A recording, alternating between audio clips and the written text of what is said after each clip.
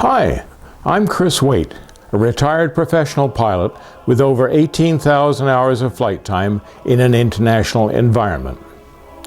I am also the author of 9 published books on the aviation history of Canada's Northwest. The story I'm about to tell you takes place primarily on the rugged and beautiful west coast of Canada, and this is the first of a 2-part video segment of this story. Red Star over Canada is my latest published book, which is a true story based on research in Canada, the United States, Norway, and Russia, and declassified documents of the State Department of the United States and Canada. The story begins in early 1930s during the Great Depression, when Soviet Russia and its dictator Joseph Stalin deceived the nations of the world into believing that it had achieved aviation capabilities that in fact it had not. The book gives the history of this deception and how both Canadian and American governments fully cooperated with the Soviets. In 1929, Stalin ordered a flight from Russia to the west coast of the United States.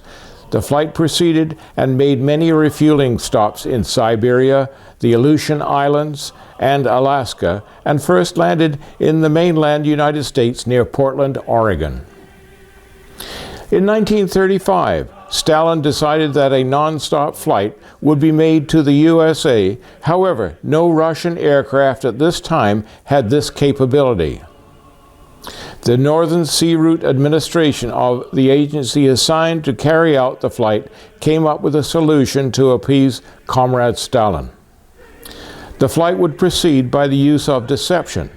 The Tupolev AN-25 aircraft chosen had a range of less than 2,000 miles, which was a lot less than the distance from Moscow to the west coast of the United States.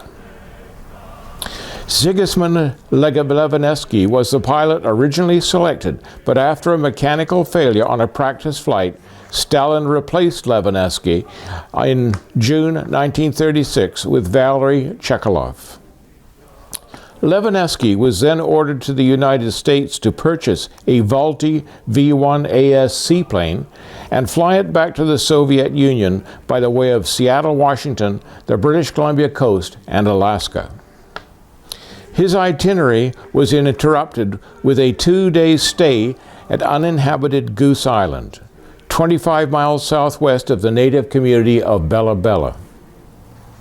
Why did he stop here?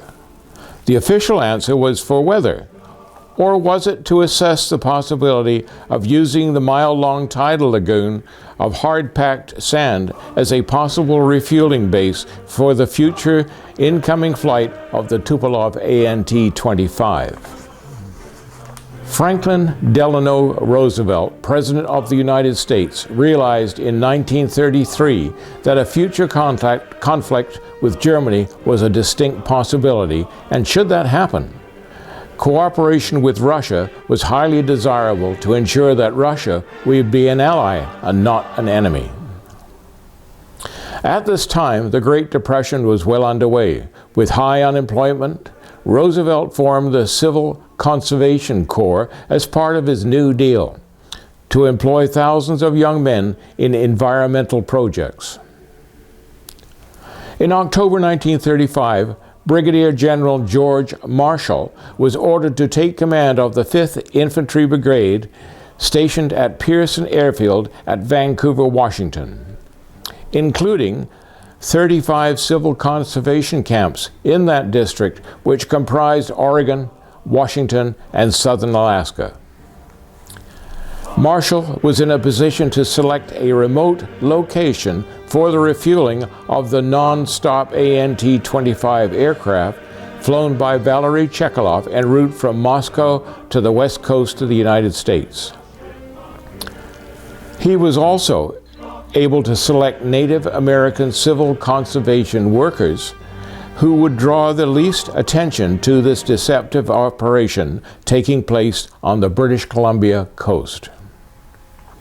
Even though Valery Chekalov replaced Levinesky on this first long-distance flight, he was also selected by Joseph Stalin to make another flight from Moscow to Fairbanks, Alaska, in a 4-engine DBA variant of the Tupolev ANT-6.